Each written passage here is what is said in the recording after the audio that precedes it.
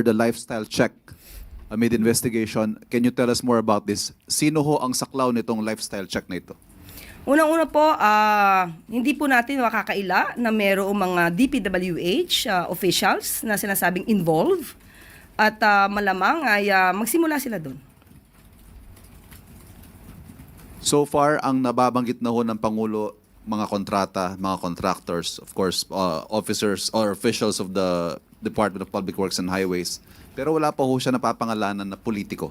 Kongresista, senador, o kung sino mang posibleng involved dito sa mga proyektong ito.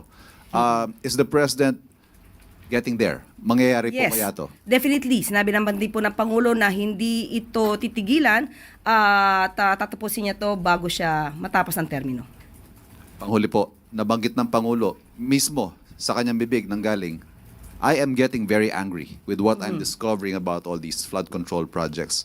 Ano hong ibig sabihin kaya nito? What can the public expect to come out of this anger?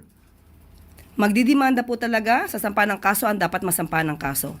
Walang sisinuhin, walang malapit sa puso, walang kaalyado, kung sino man ang involved dito, sasampa ng kaso. Thank you. Thank you.